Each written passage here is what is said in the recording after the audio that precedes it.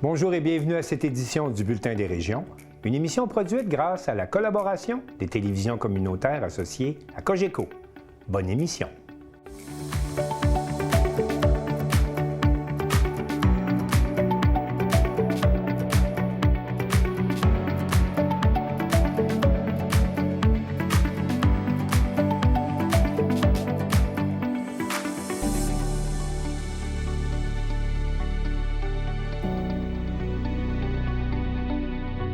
Au sommaire pour vous cette semaine, à Montjoly, après 10 ans d'absence, la formation professionnelle de charpenterie-menuiserie est de retour. À L'Anse-au-Sac, la présence du bar rayé dans les eaux du Saint-Laurent soulève bien des questions. À Amqui, des castors squattent le parc municipal Théodore Gagné. À Sainte-Marguerite-du-Lac-Masson, la maison La Rencontre est depuis 1993 un lieu d'entraide, de soutien et de partage. À Saint-Raymond, c'est le Grand Bal 2026 de la Fondation Santé Portneuf. À Saint-Pacôme, le pianiste André Gagnon reçoit un hommage posthume de son village natal. À Saint-Gabriel, on souligne la 105e édition de l'émission Bon matin la Naudière, diffusée sur les ondes de CTB-TV. À Chandler, les amateurs de vélo de montagne ont maintenant des sentiers bien balisés. Pour commencer cette émission, parlons de la sécurité des enfants dans les zones scolaires, alors que la Sûreté du Québec, en collaboration avec la Société de l'assurance automobile, lance une grande campagne de sensibilisation. Daniel Yvon, de CTRB, en discute avec la porte-parole de la Sûreté du Québec. On travaille en collaboration avec la SAAQ. En fait, on va déployer plus de 3000 housses à travers certains centres scolaires du Québec. Donc, notre but là-dedans, c'est vraiment faire en fait de la prévention, surtout là, dans les zones scolaires. Donc, on veut rappeler aux gens là, de principalement réduire la vitesse. Puis, vous allez pouvoir voir là, en fait là, sur, je ne sais pas si vous avez en tant que tel des images, oui. Mais sur la housse, on peut voir une tortue. C'est pour rappeler en fait là, de réduire sa vitesse. Puis également, là, on peut voir le mot prudence là, qui va être inscrit sur la housse. Donc, c'est vraiment des actions qu'on veut en fait favoriser en fait la prévention là, dans les zones scolaires. La housse, en fait, elle va être, il y en a plusieurs qui ont été distribuées là, à travers différents centres scolaires un peu partout au Québec. Mais également, lorsqu'on remet la housse, il y a également une lettre là, qui va être remise aux parents pour leur expliquer un petit peu là, comment l'utiliser, le procédé et tout ça. Donc, c'est quand même très simple d'utilisation. Donc, je rappelle là, qu'on vise là, principalement là, les enfants là, de première, deuxième année du primaire. Donc, c'est une housse là, qui s'installe très bien et ça se fait c'est très facile d'utilisation. Donc, la lettre est remise également aux parents là, pour de plus amples explications là, par rapport au projet. Que ce soit au niveau de réduire la vitesse, de bien suivre les indications sur les panneaux, de signalisation. Donc, c'est tous des éléments qu'on désire rappeler aux automobilistes. Puis, évidemment, là, on veut favoriser finalement la prévention là, dans les zones scolaires parce que ça reste une priorité là, pour la Sûreté du Québec. 80% des collisions, en fait, sont attribuables à des comportements humains. Donc, c'est juste en fait là, pour rappeler là, que finalement, quand on est derrière le volant, là, ça vient avec une grande responsabilité. Puis c'est pour ça là, qu'on veut conscientiser là, les conducteurs là, sur le réseau routier, plus particulièrement là, dans ce cas-ci, là, les zones scolaires, pour leur rappeler là, que c'est important là, de réduire la vitesse puis d'être bien concentrés lorsqu'ils arrivent dans ces zones-là. Parce qu'on n'oublie pas là, que c'est quand même des jeunes enfants. Justement, des fois, avec le fait aussi qu'ils sont peut-être un petit peu moins grands, des fois, on les voit un petit peu moins. Ou à ce moment-là aussi, le fait là, qu'ils sont un peu moins expérimentés là, sur le réseau routier. C'est pour ça là, qu'on concentre beaucoup nos énergies là, avec cette clientèle-là. C'est un tout nouveau projet là, qu'on a lancé avec la SAAQ. Donc là, on va arriver bientôt là, au courant du mois prochain à la fin de la première phase. Il va y avoir une deuxième phase là, qui va se faire là, à la rentrée scolaire 2026. Donc, voilà, donc on va distribuer là, différentes housses à différentes commissions scolaires, établissements scolaires pour faire de la prévention et tout ça. Puis, le but, là, c'est qu'on encourage les jeunes à l'utiliser pour encore là, redoubler un petit peu plus de visibilité. Là, puis, ce qu'on veut, c'est qu'il soit encore plus visible là, sur le réseau routier. On vient juste d'implanter ce nouveau projet-là. Donc, pour l'instant, c'est encore très, très, très nouveau. Donc, on n'a pas encore eu là, encore beaucoup de retours. Mais ce que je peux vous dire, c'est que pour l'instant, à date, ce que j'ai entendu sur le terrain, c'est que c'est très favorable. Mais là, à savoir, est-ce qu'avec peut-être avec la deuxième phase, on va avoir peut-être plus d'informations et tout ça, bien là, c'est sûr qu'avec l'ensemble des données, on va être en mesure de mieux analyser la portée de ce projet.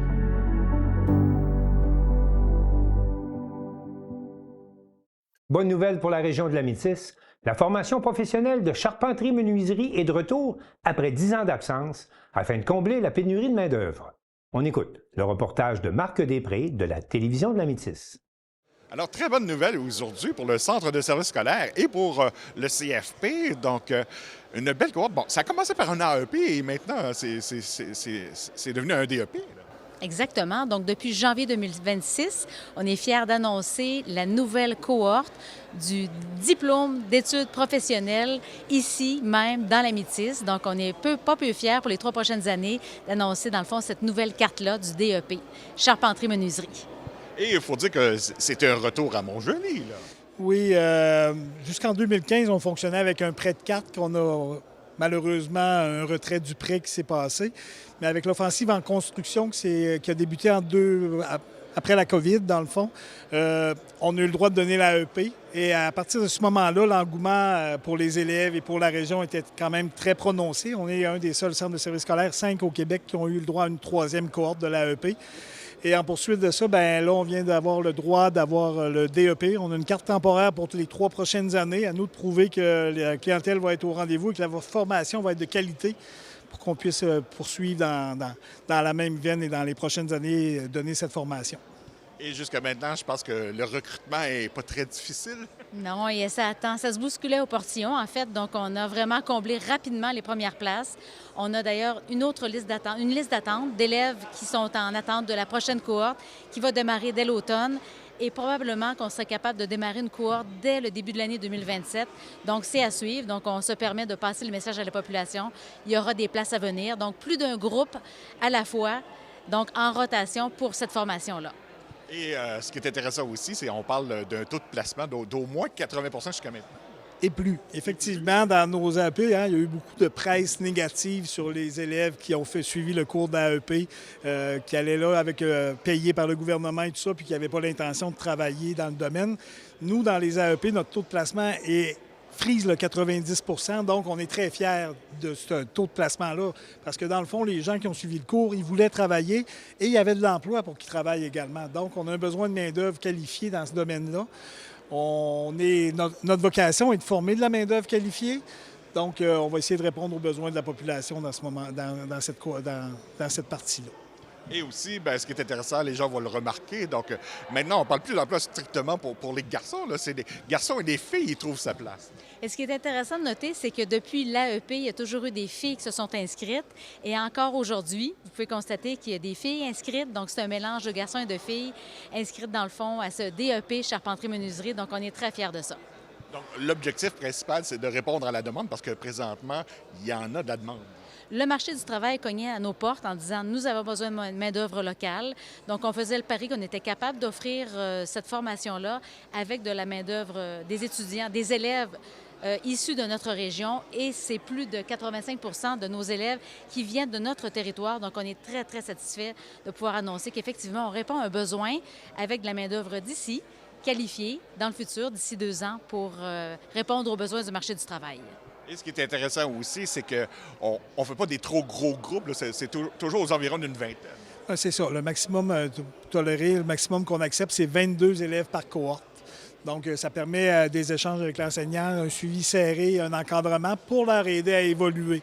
Ce qui est plaisant ici, c'est qu'on a quand même un grand espace pour leur permettre de travailler, de développer leurs compétences.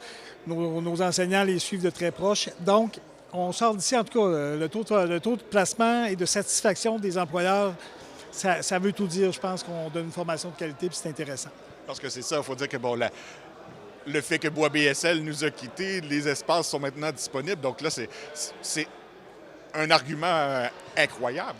Bien oui, et merci, un gros merci au groupement forestier Métis-Négette de leur collaboration parce qu'on a une très belle collaboration qui nous permet d'avoir des locaux plus grands et aménagés. Donc, c'est un peu un partenariat win-win. Là. C'est un gagnant-gagnant parce que pour eux également, c'est beaucoup de locaux à occuper. Donc, je pense qu'on peut rien que leur dire merci de nous aider. Et on ne se le cachera pas, ici à Montjoly, on a toujours eu une excellente réputation au niveau de l'enseignement. Donc ça aussi, sans aucun doute que ça a penché un peu dans la balance. Je soulignais le travail de qualité des 3 enseignants qui sont ici ce matin. Donc, ça fait toute la différence de la manière dont ils s'y prennent avec les élèves, autant sur le contenu que sur la qualité de la relation.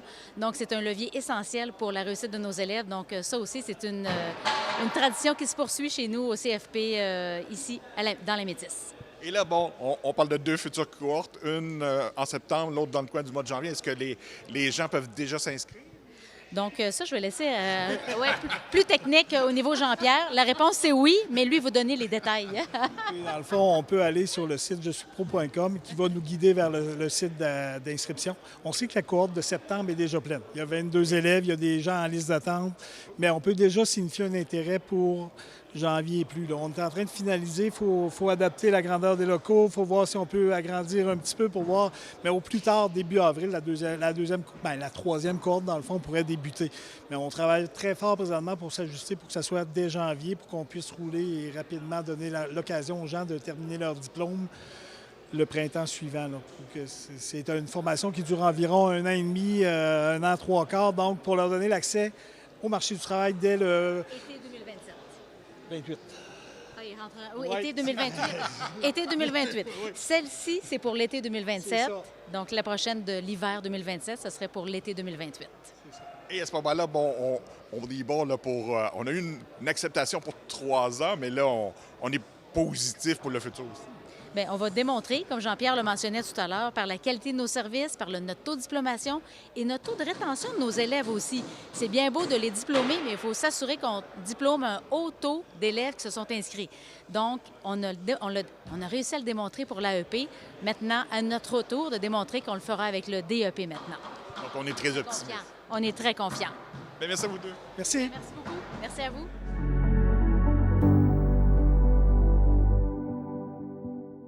Le bar rayé a été réintroduit dans les eaux du Saint-Laurent en 2002. Et si à l'époque, cette espèce était en voie de disparition, on se demande maintenant s'il y a trop de bars rayés dans le fleuve. Un reportage de Félix Chouinard de TVCO.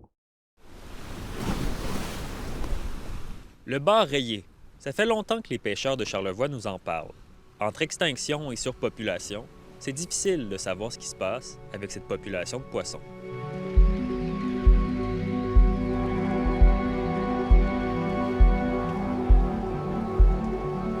Bien, je pense qu'il y a une chose qu'on doit vraiment démystifier, qu'on doit savoir, c'est que dans le fleuve Saint-Laurent, il y a 2 populations de bar rayés qui vont se distinguer de par leur utilisation de l'espace, du territoire. Donc, il y a la population du fleuve Saint-Laurent et la population du sud du golfe du Saint-Laurent. La population du fleuve Saint-Laurent, c'est la population qui a disparu à la fin des années 60, destruction des habitats, surpêche, pêche commerciale et pêche sportive essentiellement. Donc, elle a disparu, puis on l'a réimplanté. Donc, il y a un programme de réintroduction du bar rayé qui s'est mis en place en 2002 jusqu'en 2019. Et finalement, on a pris des reproducteurs de la rivière Miramichi et qu'on a amenés au Québec.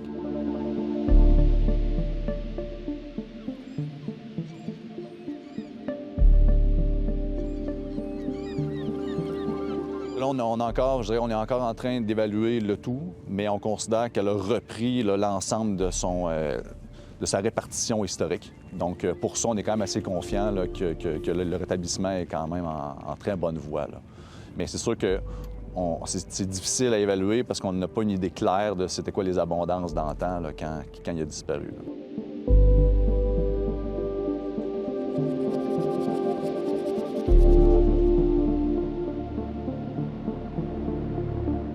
En 2017, là, il y a eu presque une invasion, on va dire ça en parenthèse, mais la population de bar rayés de la Miramichi avait atteint autour de 750 000, 800 000 bar rayés évalués. Et cette année-là, il y a eu des bar rayés partout au Québec. Là. Donc, c'était des bancs de milliers d'individus qui se promenaient un peu partout.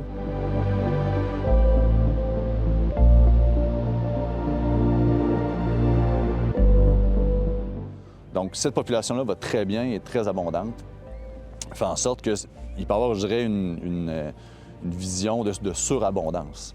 Mais il reste qu'en réalité, si on regarde la population du fleuve Saint-Laurent, c'est pas la surabondance. C'est une population qui a repris sa place, donc qui, oui, a disparu, mais qui reprend sa place par rapport aux dorés, par rapport à la truite, par rapport à plein d'autres espèces. Donc, elle reprend sa place dans l'écosystème.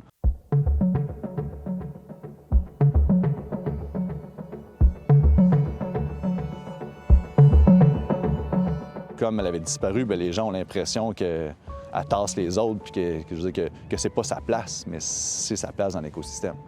Donc, la surabondance, je pense que c'est des gens, entre autres, qui sont frustrés parce qu'ils ne peuvent pas le pêcher. Donc, en ce moment, comme ils lancent une ligne à l'eau puis ils attrapent du bar rayé puis ils ne peuvent pas le conserver, je pense qu'il y a une certaine frustration qui est compréhensible. Mais ultimement, je pense qu'on n'est pas dans une surabondance du bar rayé du fleuve Saint-Laurent.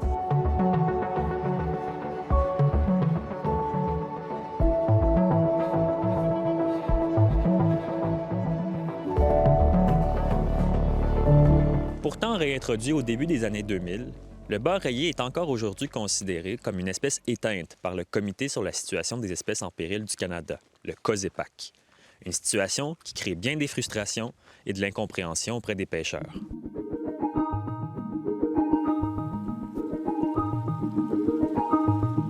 Quand j'ai repris la pêche en 2019, là, ce qu'on entendait, les pêcheurs, ici, ça fait longtemps, mon père, mes oncles et tout ça, c'est comme encore du bar rayé, encore du bar rayé. À chaque jour, c'était que du bar rayé, de plus en plus, à chaque jour, pas juste pendant un mois, étendu sur l'année. Puis là, tout le monde est comme, bien voyons, tu sais, il y en a donc bien, il s'étend, il y en a plus qu'avant. Fait que, plus qu'avant, peut-être pas en nombre, mais plus étendu, du moins. Mais l'an passé, on a eu une marée qui avait plus que 1000 bar rayés, si on n'avait jamais vu ça là, avant l'année passée.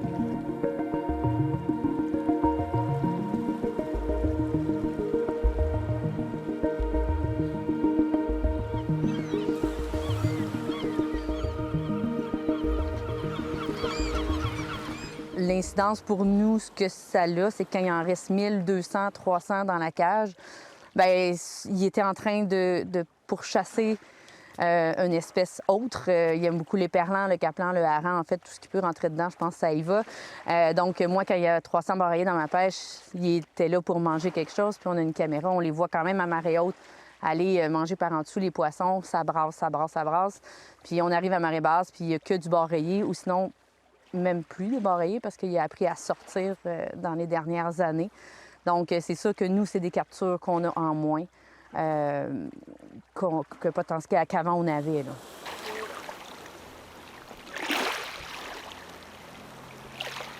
À la base, là, moi, je pense que c'était un super beau projet qui a bien réussi. En plus, c'est un bel accomplissement qui a été fait par la réintroduction. Oui, la réintroduction par le ministère puis Fédération des chasseurs-pêcheurs du Québec, avec un objectif d'ouvrir une pêche sportive lucrative éventuellement.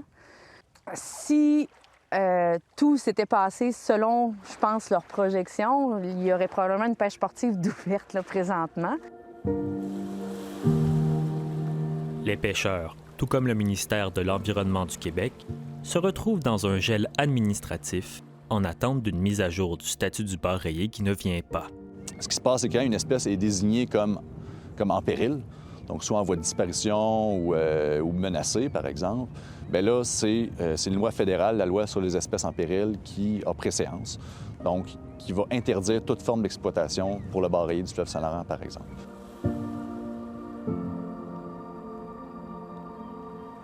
Le bar rayé, on attend que la mise à jour soit faite. Ça a été amorcé en 2020, la réévaluation de toutes les populations de bar rayé du Canada. On s'attend à ce qu'en 2026, le rapport final sorte et que là, il y ait une consultation qui soit faite. Là. Mais en théorie, là, chacune des populations de bar rayé du Canada là, va être réévaluée avec un nouveau statut. Et on s'attend peut-être à ce que celui du bar rayé du fleuve change. Du côté du ministère fédéral des Pêches et Océans, c'est le même son de cloche qui nous est offert. Dans une communication officielle, on nous dit « Pêche et Océans Canada entend les différentes demandes concernant la pêche au bar rayé du Saint-Laurent et reconnaît que la situation de la population s'est améliorée et que son statut doit être réévalué. Les protections en vigueur semblent porter fruit. Toutefois, aucune donnée ne permet d'affirmer que la population est surabondante. Tant que le MPO n'aura pas reçu la recommandation du COSEPAC et tant que le processus réglementaire pour modifier le statut légal du bar rayé du fleuve Saint-Laurent ne sera pas complété, la population de bar rayé du fleuve Saint-Laurent continuera d'être protégée sous le statut en voie de disparition en vertu de la LEP. Pour évaluer un nombre d'individus pour une population, il faut souvent avoir un système de capture, marquage de capture qu'on appelle. Dans la Miramichi, c'est un de leurs intrants en termes de données, c'est-à-dire qu'il y a des pêcheurs de Gaspereau qui ont des pêches un peu comme les pêches à fascine là, qu'on voit dans Charlevoix. Donc, c'est des pêches d'interception. Les bar rayés vont se faire capturer par ces pêcheurs-là. Puis ils vont marquer et recapturer ces individus-là. Ça va leur permettre de pouvoir évaluer le nombre de bar rayés là, qui sont dans le système. Pour le Québec, on a amorcé une évaluation du nombre d'individus, mais c'est excessivement compliqué. Le CMR n'a pas fonctionné. Là, on se base sur d'autres indices là, pour avoir une idée du nombre d'individus. On a essayé de mettre en place une façon d'évaluer la population, mais on ne pense pas être capable un jour de mettre un chiffre précisément. Ce qu'on veut, c'est avoir des indicateurs, des indices qui vont nous permettre de suivre l'évolution ou la pression, par exemple, si on ouvre la pêche sportive pour le bar rayé, bien, de voir c'est quoi la pression là, qui se fait sur la population du fleuve.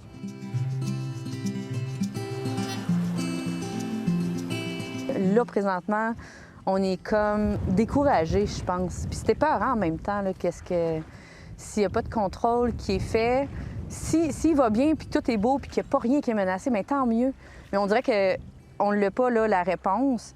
Puis pendant qu'on réfléchit, pendant des années, bien, lui, il se multiplie, là. Fait que c'est ça qui était peurant. C'est triste qu'on en arrive à un blocage comme ça. Puis en plus, c'est qu'il n'y a pas de... On n'entend pas qu'est-ce qui s'en vient. Là, on attend COSEPAC. Pêche Océan Canada qui attend COSEPAC.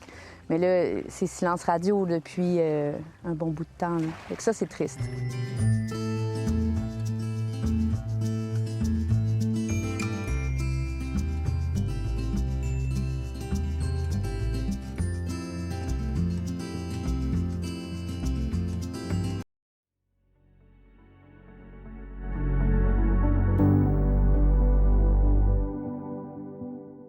Carl Blanchette de la télévision de la Matapédia nous amène à Amqui où des castors squattent, le parc municipal Théodore-Gagné.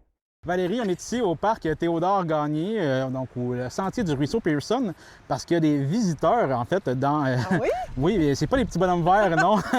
Donc, tout porte à croire qu'il y a des castors. Donc, j'ai fait appel à toi pour qu'on aille faire la découverte de ça. Ouais. Mais avant de commencer, des castors près de la ville comme ça, aussi dans un parc de la ville, est-ce qu'on peut considérer ça comme nuisible? Bien, en fait, les castors... ils peuvent avoir un impact négatif sur des infrastructures, des sentiers. Puis, tu sais, ça peut éventuellement avoir aussi des dangers pour la sécurité civile aussi des gens, mettons. Okay. Mais puis, tu sais, toute cette portion-là, tu sais, on va aller voir tantôt là, comment c'est fait, puis tout ça, mais on ne discutera pas tellement de cette portion-là parce que moi, je connais pas tous les enjeux. Je laisse ça à la ville là, de décider si le barrage actuel est un enjeu de sécurité pour les infrastructures ou pour les gens.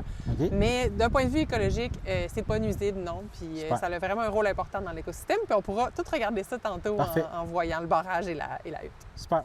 Donc on voit ici le barrage, en fait, que les castors ont fait. Valérie, je me demandais, qu'est-ce qui fait qu'un castor va se mettre à vouloir faire un barrage, puis à quel endroit? On m'a déjà dit que c'est que les castors vont être trigués. OK.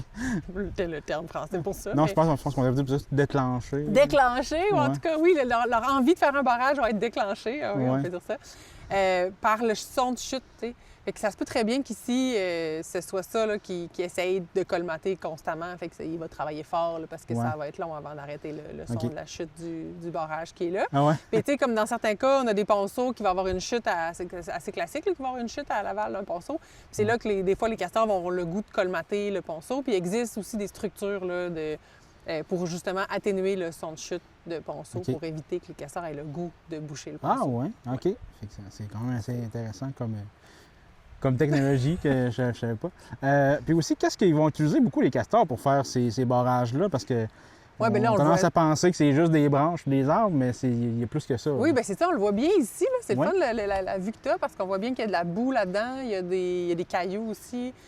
Enfin, ils vont tout prendre, là, ce qui leur vient à proximité pour être capable de boucher leur barrage. Puis ils vont s'en occuper, puis ils vont vraiment colmater les brèches, puis travailler fort pour que ça garde le niveau d'eau à une hauteur suffisante. Ouais. C'est quoi l'utilité aussi de faire un barrage comme ça? Parce que, tu sais, c'est pas là qu'ils habitent, là. On en parlera rendu à la hutte, là, mais donc pourquoi ils feraient un barrage comme ça? Oui, bien c'est ça, les castors ont besoin... en fait, ils vont se construire une hutte, puis c'est l'entrée de la hutte qu'ils veulent protéger des prédateurs, puis ils veulent que l'entrée de la hutte soit sous l'eau. C'est pour ça qu'ils ont besoin d'avoir une certaine hauteur d'eau, premièrement, pour protéger l'entrée de leur hutte, puis aussi pour avoir accès plus facilement à leur nourriture puis à leurs matériaux, donc, qui est le bois. Comme c'est des animaux semi-aquatiques, ils ne sont pas très habiles sur terre, là, ils vont être vraiment plus rapides dans l'eau pour se cacher, tout ça, donc ils préfèrent vraiment être dans l'eau. Fait qu'en inondant comme ça une plus grande section de forêt, bien, ils vont avoir accès à beaucoup plus d'arbres plus facilement. Puis, donc, le barrage a cette utilité-là. Puis, ils n'ont pas nécessairement besoin d'un barrage. Donc, des fois, on voit des huttes en bordure de cours d'eau qui sont plus gros, avec une plus grande profondeur. Dans ce cas-là, bien, ils vont construire leur hutte, puis ils ont déjà leur entrée qui est protégée, puis ils vont avoir accès suffisamment à du bois dans les talus de ces rivières-là ou de ces lacs-là. Puis, dans le fond, donc, tu disais que l'eau, dans le fond, est utile pour pouvoir traîner le bois, parce que sinon, ça crée moins de résistance, le bois flotte, j'imagine. Ça lui permet de le transporter plus facilement. Oui, aussi, ils vont utiliser le bois comme nous, on faisait là, pour ils font de la drave. Oui, c'est ça. Les autres aussi utilisent la flottabilité du bois là, pour le transporter plus facilement. OK. Puis là, ici, Valérie, on est en face... disons, du condo, de la maison, je sais pas comment on peut appeler ça, leur hutte, dans le fond. La hutte de castor. La hutte de castor. C'est quand même une bonne grosseur là-dedans. Y ont-tu plusieurs pièces? Y a-tu plusieurs chambres à coucher? Un salon aménagé, un sous-sol. Non, bien, là, je suis pas une super pro des castors, mais... C'est sûr, je pense qu'ils ont juste une pièce, là. Je suis pas mal certaine de ça. Une grande chambre. Puis, sauf qu'ils peuvent quand même avoir de 3 à 5 bébés par portée. Fait que, ils peuvent être quand même pas mal, considérant les 2 adultes, les 3 à 5 bébés qui vont quand même devenir assez grands. Ouais, c'est gros. Puis, à un moment donné, éventuellement, là, je sais pas exactement quand, à quel âge, là, mais à un moment donné, les parents vont les mettre dehors du terrier, de la tanière, en fait. C'est pas vraiment un terrier, c'est plus la hutte. La hutte, oui. En dehors de la hutte. Parce que c'est quand même des animaux territoriaux, là. Fait que, ils vont devoir aller se trouver un autre endroit à eux pour fonder leur propre famille puis avoir leur propre hutte. Ben oui, ça. Fait qu'ils peuvent, ils vont avoir tendance à aller s'établir en amont de la même rivière, généralement? Des fois, oui. Amont, aval. Ils peuvent aussi changer carrément de secteur. Là. C'est sûr que, je pense, faut que ce soit, vu que c'est un animal semi-aquatique, il faut que ce soit connecté. Là. Ben oui, c'est ça.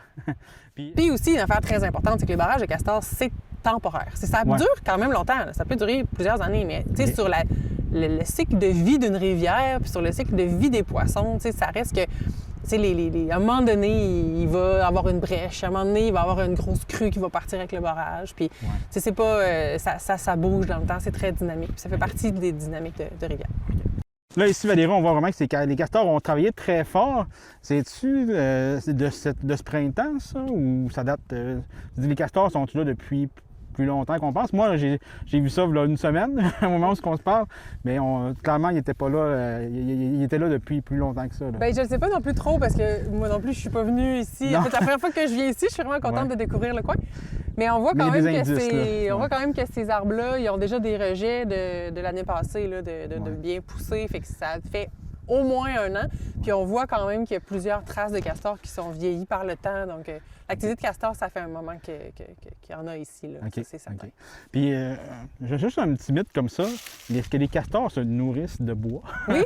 Oui, pour vrai? OK. Oui. C'est pas juste pour faire leur abri. Ils mangent du bois. Oui. Puis, tu sais, je connais pas assez bien la biologie de castor, mettons, pour dire quel type de bois ils vont manger, puis d'autres qui vont utiliser peut-être plus comme structure. Mais ils ont vraiment comme un système digestif qui est fait pour le bois. Puis j'ai eu l'occasion une fois dans ma vie de voir ça. Puis c'est vraiment... leur estomac est rempli de rips de bois. OK, ah ouais? En particulier. Puis on voit aussi où leur beau chemin on suit comme les grains de bois. Mais c'est ça. C'est comme les graines de pain. Là, mais... c'est ça. Puis on voit que... Ils n'ont pas l'air d'être allés bien plus haut non plus. C'est possible, ils peuvent se déplacer, mais c'est des animaux qui sont semi-aquatiques.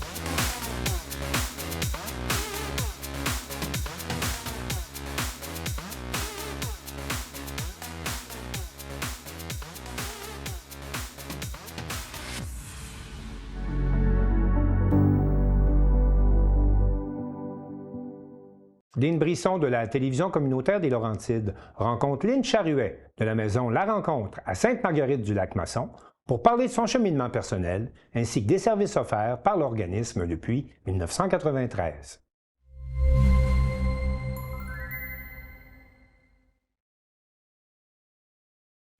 Bonjour, Madame Lynne Charuet, la coordonnatrice de la fameuse maison La Rencontre de Sainte-Marguerite-du-Lac-Masson.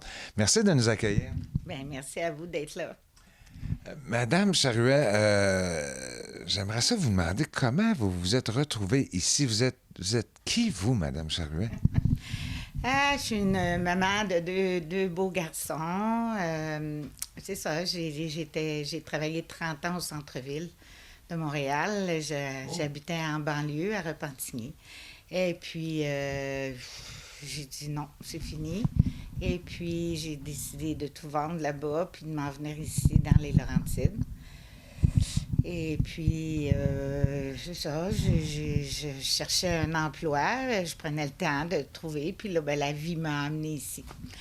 Donc, j'ai toujours été au service, moi. J'ai jamais travaillé dans la vente ou dans le... C'est ça, c'est toujours au service du monde. Donc... C'est dans le domaine communautaire avant ou à l'hôpital? Syndicat, OK. Syndicat des professeurs. Oui. Ah, vous étiez dans le syndicat des professeurs. Fait que vous, cette fibre-là de vouloir aider, dans le fond, ça a commencé quand? Au secondaire? Vous étiez dans les comités? Je pense. Toute ma vie, oui. Oui, ça fait partie de moi, là. C'est ma passion, moi, aider les gens, j'adore. Donc... Puis je pense que je le fais bien. C'est quoi votre plus vieux souvenir que vous avez d'aider quelqu'un quand vous étiez plus jeune? D'aider quelqu'un quand j'étais plus jeune. Ben, c'est ça. Mon père s'est ramassé à l'urgence, à la Cité de la Santé pour le cœur. Puis il y a une famille qui est arrivée, la mère avec ses 2 enfants, un gros accident d'auto, puis elle était pas à côté de lui, puis elle voulait se lever, elle pouvait pas parce qu'elle était blessée.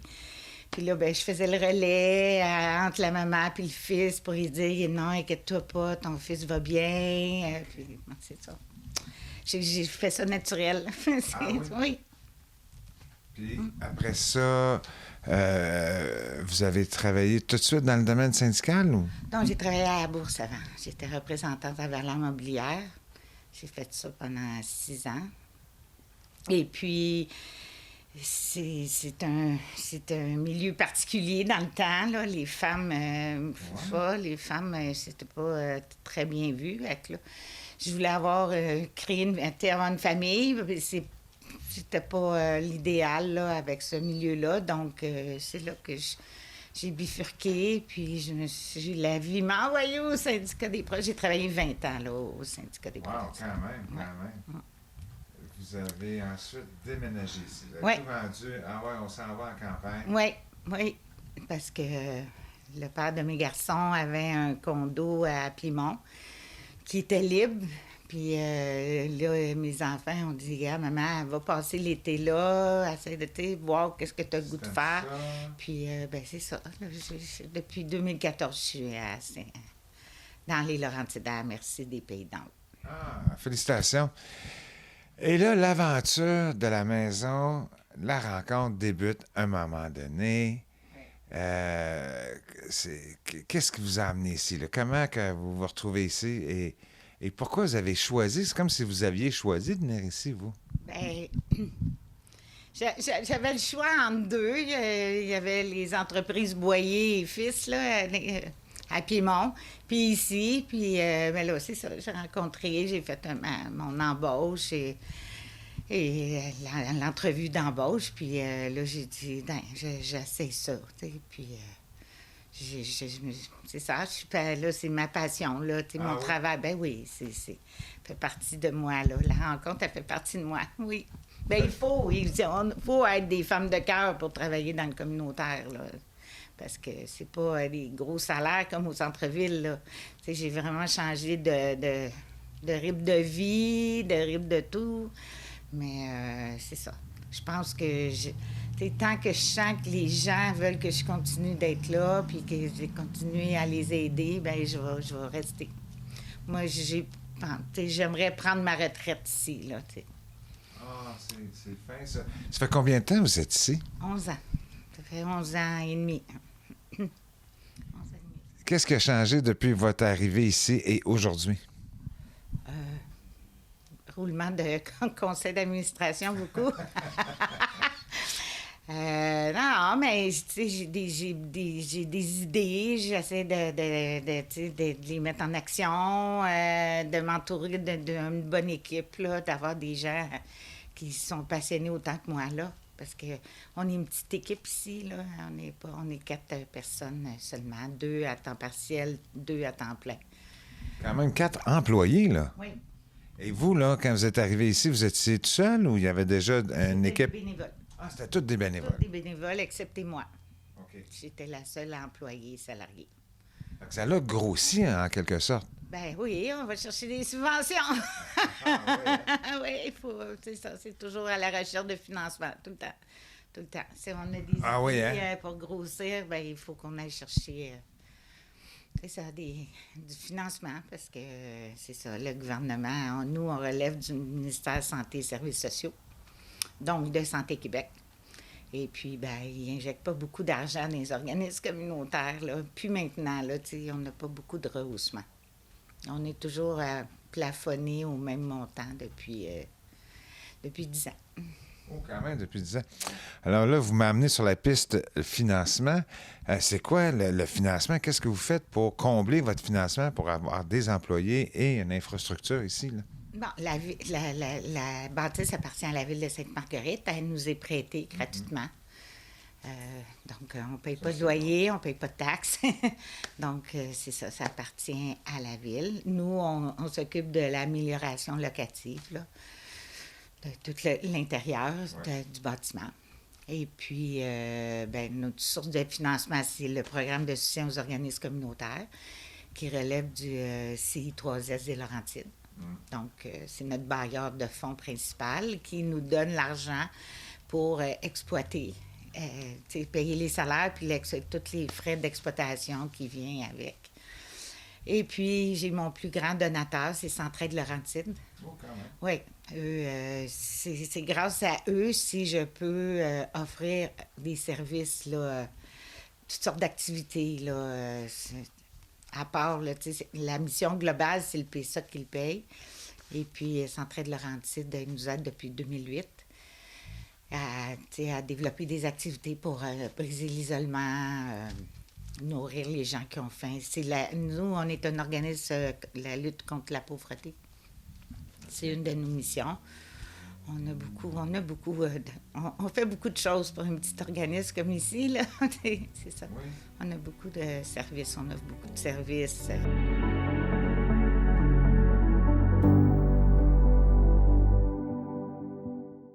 Une somme de 375 000 a été amassée lors du Grand Bal 2026 de la Fondation Santé Portneuf et Papa Moussa Camara de CJSR nous explique que cette somme servira à développer un nouveau service d'hébergement pour les adolescents.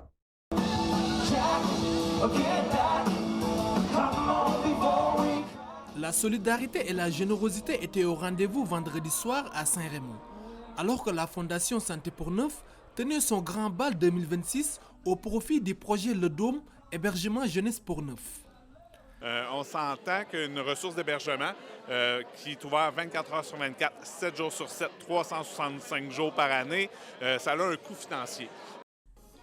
L'événement bénéfice, qui affichait complet avec 271 convives, a permis d'amasser une somme de 375 000 $ afin de soutenir la future ressource d'hébergement destinée aux jeunes de 12 à 17 ans vivant des situations familiales complexes.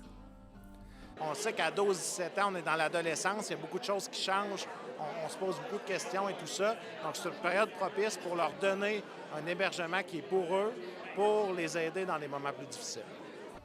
Les promoteurs du projet ont rappelé l'importance d'offrir aux adolescents un milieu de vie temporaire, sécuritaire et adapté à leurs besoins, tout en leur permettant de demeurer dans leur communauté et de poursuivre leur parcours scolaire dans la région. C'est que maintenant, les jeunes vont avoir un lieu pour se déposer. Ça va permettre à ces jeunes-là aussi de vivre dans leur communauté et non d'aller vers la ville. Actuellement, si les jeunes qui vivent des difficultés, que ce soit personnelles, sociales, doivent aller vers la ville de Québec où sont actuellement les ressources, ça amène un enjeu de déracinement, ça amène un enjeu de déscolarisation. Avec le Dôme, on n'aura plus à faire face à ces enjeux.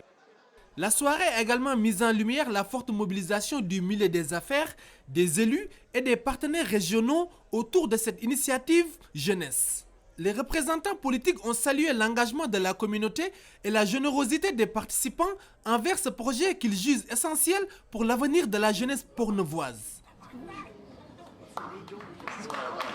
On sent une mobilisation des gens d'affaires, des gens du milieu pour faire en sorte de pouvoir s'offrir un projet extraordinaire avec la Maison Le Dôme, une initiative motivante qui va faire en sorte que nos jeunes vont pouvoir grandir et s'offrir un environnement qui va leur permettre de s'adapter et peut-être réaligner leur chemin pour faire en sorte qu'ils puissent continuer à grandir dans Portneuf-Jacques-Cartier. Je pense que c'est important pour chacun de nous de faire notre part et d'encourager ces belles initiatives-là.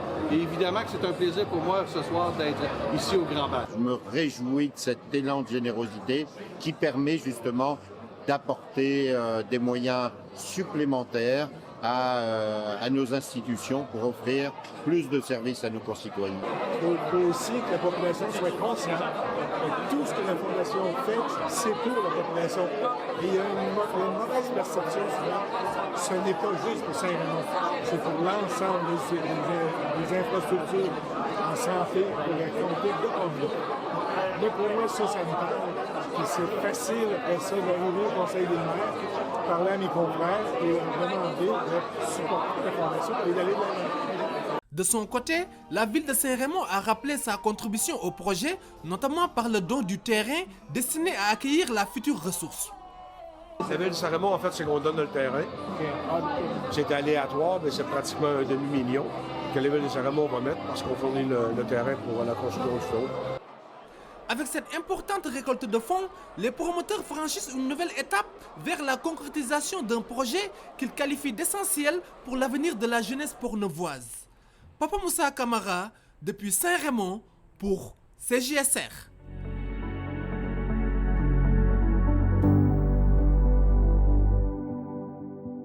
Le circuit du fil rouge à Saint-Pacôme compte maintenant une 20e station avec le dévoilement d'un hommage posthume au pianiste André Gagnon, originaire de cette municipalité du Bas-Saint-Laurent.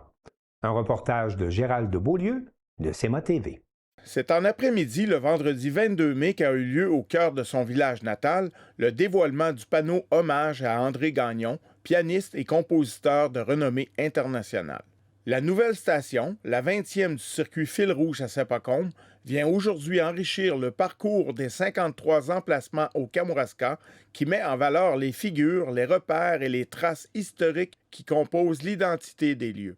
Le monument s'ajoute à d'autres grands noms d'envergure. Parmi les personnes qui ont marqué Saint-Pacôme, il y a la médecin Mathilde Massé, que vous connaissez peut-être, qui a donné son nom à la bibliothèque. Il y a Jack Kerouac, qui est bien installé devant la bibliothèque maintenant. Il y a aussi René Lévesque, qui a inscrit d'une certaine manière son parcours dans celui de Saint-Pacôme. Et en droite ligne, il y a André Gagnon. En fait, ce qu'on voulait, c'était rappeler qu'avant Tokyo, Hong Kong, Séoul, Saint-Pacôme avait existé, avait été très important dans son histoire de vie, sa famille, l'église, l'orgue, les cloches.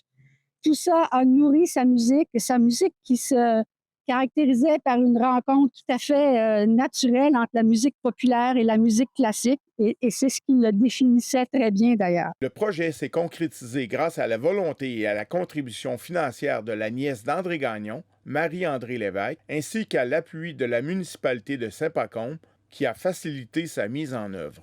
Avant la divulgation, la préfète élue de la MRC de Kamouraska, Nancy Dubé, a exprimé l'importance du geste. Ce que je retiens de tout ça, c'est qu'il est un modèle. Il est un modèle pour nous montrer que peu importe d'où tu viens, d'un petit village, un magnifique petit village comme ici ou ailleurs, tu peux faire quelque chose de grand et faire briller ta région. Au cœur du village qui fête ses 175 années en 2026, cette halte met en lumière un parcours d'exception.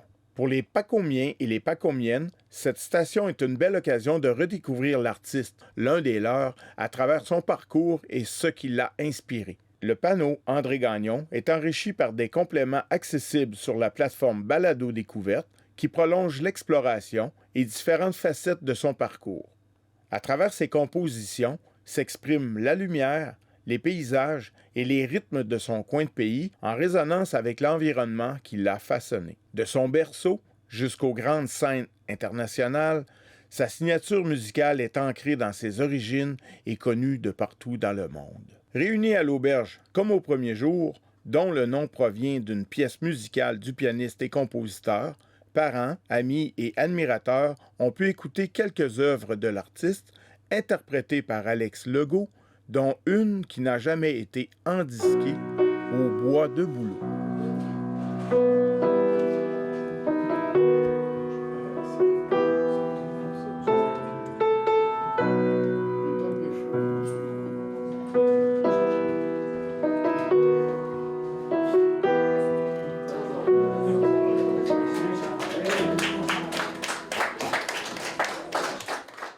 C'était Gérald Beaulieu à Saint-Pacôme pour CEMA TV Information.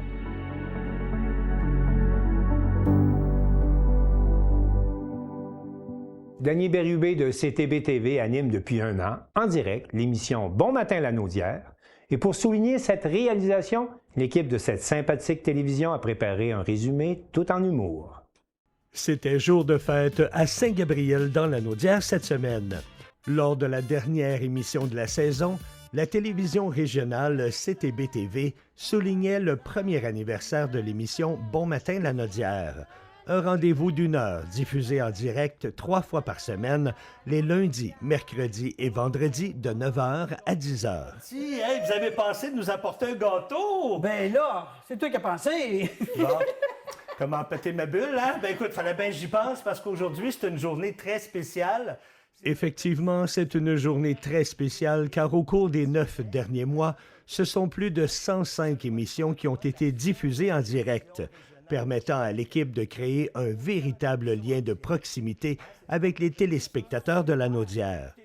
Avec un tel volume de production, CTB-TV figure probablement parmi les télévisions régionales du Québec les plus actives en matière de diffusion en direct au cours d'une année. 3, 2...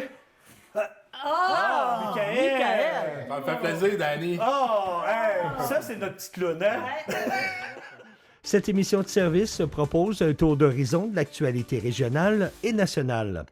Le service de prévention de la fraude de Desjardins met en garde contre une nouvelle vague de fraude téléphonique particulièrement sophistiquée visant ses clients. Louise, mieux connue comme Miss Météo de Saint-Gabriel, y présente également les prévisions météo locales à quelques reprises durant l'émission. Tu sais, ces températures là, comme aujourd'hui, hey, cet après-midi annonce 22 degrés. 22 degrés, là, c'est merveilleux. Quand on a le soleil en plus, là, c'est formidable. Au fil des mois, de 25 à 28 chroniqueurs mensuels se sont succédés en studio afin d'informer la population sur une foule de sujets, que ce soit la santé, la beauté, les voyages, la décoration, les animaux et bien plus encore. Bonjour Amélie, comment ça va? Ça va très bien, Danny. Toi aussi? Ça va super bien. Bonjour. Comment ça va? Ça va bien, toi? Ouais, c'est bien. Toi, t'es pas les pluies, t'es pas trop affecté, là? Non, on est bien au sec, hein? On est bien au sec. Oh, Annabelle, on regarde les images, là, puis on a le goût de partir en vacances. Quand il pleut, la meilleure façon d'avoir un meilleur moral, c'est d'organiser son prochain voyage. Ah, c'est pas fou, ça. Les maires et mairesses de la région ont aussi pris part à l'émission, que ce soit pour aborder des élections municipales ou pour présenter un résumé des séances du Conseil.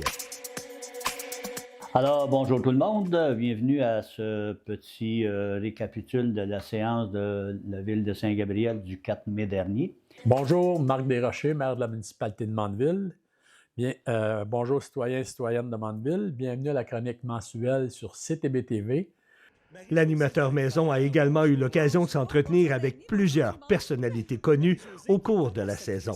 Marie-Josée Taillefer, bonjour. Bonjour Danny, bonjour tout le monde. Marie-Josée qui est ambassadrice pour le réseau des cliniques Lob. Monsieur Guinadon, bonjour. Bonjour. Premièrement, j'aimerais vous dire un énorme merci d'avoir accepté mon invitation. C'est très généreux de votre part. C'était assez simple. Ça a été une proposition qui m'a séduit dès le début. En fait, OK, c'est une drôle d'histoire, mais moi, je suis quelqu'un je travaille dans le monde de la science et dans mes temps libres, je suis quand même une personne qui est très active. Jean-Marie Lapointe, bonjour. Bonjour, Danny. Écoute, un gros merci d'avoir accepté ma demande d'entrevue. Bonjour, Claude Cobra de Bleu Jeans Bleu. Comment tu vas? Ça va très bien. Ça va vite, mais ça va bien. Et bien sûr, impossible d'imaginer une émission de service sans une chronique culinaire. Aux côtés d'Annie, de l'organisme Source de Vie, Danny a eu beaucoup de plaisir à cuisiner des plats savoureux dans une ambiance chaleureuse. Pour la purée qui va accompagner notre pain de viande. Tu veux que je te le tienne? Ah, bonne idée. Merci.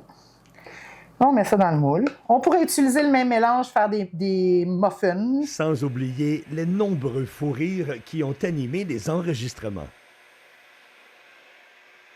Ben Annie, je suis prêt là, pour couper d'autres oignons. On a-tu d'autres à couper? Mais non, Danny, il est trop tard. On est rendu à mettre les pâtes alimentaires puis les maïs dans la soupe. Les autres légumes sont déjà cuits.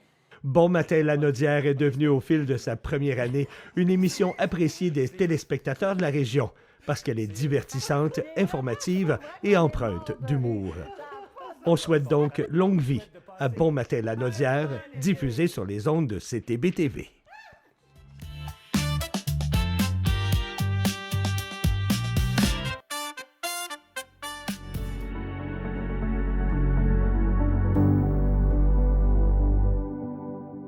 Simon Thériault de Télévague nous explique comment s'est développé le réseau de sentiers de vélo PABOC, qui accueille maintenant petits et grands amateurs de vélos de montagne. Les amateurs de vélos de montagne sont de plus en plus nombreux à découvrir les sentiers Vélo PABOC. Pour en apprendre davantage sur l'historique du projet et les plans pour l'avenir, je me suis entretenu avec Stéphane Clavet à sa boutique de sport de Chandler. Ça a parti comment? Tu sais, avec mon club, il y a plusieurs années, je commence ma 29e saison, on roule sur les terrains de tout le monde, puis des fois, on a des parents enfants. Oui. Puis des fois, j'avais des parents qui me demandaient, parce qu'on roule le lundi puis le mercredi, dans ces années-là, on roulait le lundi et le mercredi. Puis il y a des parents qui auraient aimé aller le jeudi, mettons, ou le dimanche. Oh, oui. Mais on est tous sur du terrain, il faut que tu connais les trails. Si tu les connais pas, ils demandaient de mettre des rubans. On peut-tu mettre un ruban ici pour pouvoir s'orienter, puis tout ça? Si on commence à mettre des rubans, ça se peut que le propriétaire du terrain, il voit qu'on a mis des rubans, puis il se demande pourquoi. Oui, puis il n'aime pas ça. Ouais. Puis il n'aime pas ça, puis ça se peut qu'il nous barre là. Fait que moi, je n'en mettrais pas de ruban. On passe, on dit pas un mot, puis on passe, regarde. Là. C'est les terrains de tout le monde, mais il n'y a jamais personne qui nous a arrêtés. On a roulé dans des terrains, des pistes des 4 roues, des grands chemins forestiers, un peu à l'entour d'ici, mais après ça, tu te poses la question, tu te demandes, ça en prendrait un parc. Ça me prendrait un terrain, en fin de compte. J'ai pas de terrain.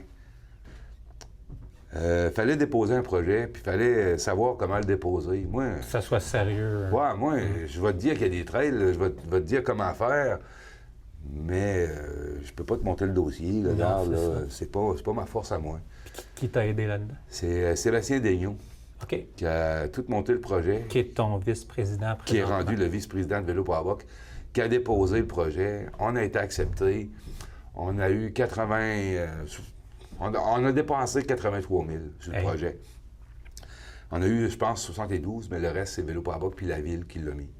L'année dernière, on est allé chercher du financement qui a permis le développement du parc forestier Vélo PABOC, qui est derrière le camp Bellefeuille, la base plein air de Bellefeuille, avec qui on a une entente de délégation de gestion. Okay. Donc, on est sur leur terrain, mais tout a été attaché de façon à ce que tout soit fait en bonne et due forme, les assurances, tout est bien seté, comme on dit en bas français. On est allé chercher un bon financement pour développer le parc, les circuits qui s'adressent à tout type de clientèle. On a parlé de la population locale, mais aussi pour les visiteurs, les touristes éventuellement, avec un peu de publicité. Puis là, on vient tout juste de déposer une nouvelle demande de financement dans l'appel à projet tourisme plein air de la MRC Rocher-Percé. Puis, comme Stéphane l'évoquait tantôt, dans le fond, ce projet-là, c'est pour installer des facilités pour les usagers. Donc, on va avoir 1 ou 2 gazebos avec des tables de pique-nique, des poubelles là, qui sont capables de résister aux intempéries. Donc, c'est ça la prochaine étape. On vient de déposer à l'appel à projet de la MRC Rocher-Percé, fait qu'on est en attente d'une réponse. Puis, dès qu'on reçoit une réponse positive, on va y aller de l'avant, on va passer les commandes. Puis, on veut quand même que le parc puisse prendre sa place au bénéfice de la population locale, mais aussi, on voudrait que ça devienne aussi un spot touristique là, pour les maniaques qui viennent en Gaspésie faire du vélo de montagne.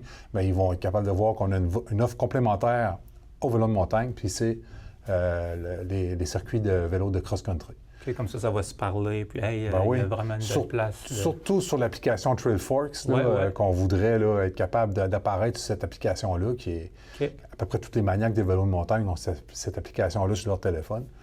Fait qu'ils vont être capables de repérer, là, en planifiant leur voyage, où est-ce qu'ils veulent s'arrêter pour pratiquer leur sport préféré. C'est ouvert à la population, mais la différence, c'est que moi, j'ai pensé aux enfants. Ça fait longtemps que je pense aux enfants.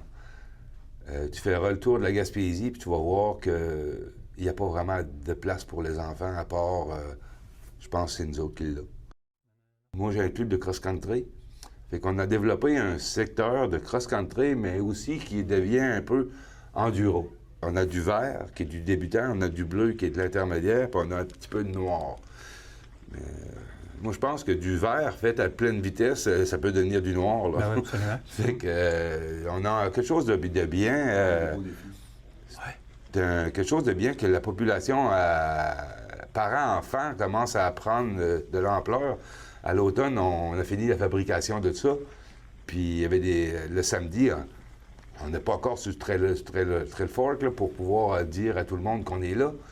Mais il y a déjà des gens de l'extérieur qui ont... J'ai arrivé sur le dessus du plateau parce qu'on est comme sur un...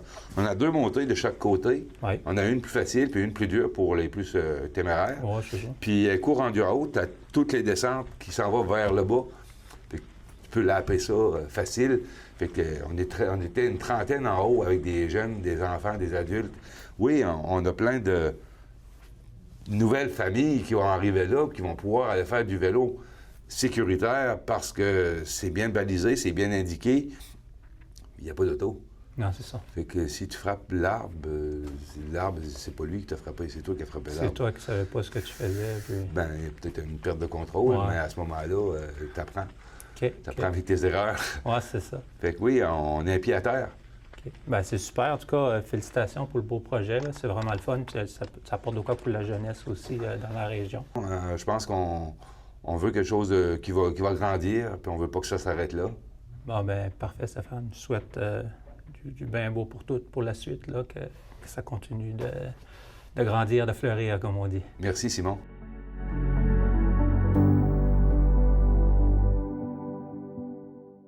Vous venez de voir la dernière édition du Bulletin des régions pour cette saison. Nous serons de retour en septembre. Je tiens à remercier l'équipe technique de TVCO tout au long de la saison, toutes les télévisions communautaires qui ont participé au Bulletin des régions et bien sûr vous tous à la maison qui nous avez suivis. On se retrouve en septembre prochain.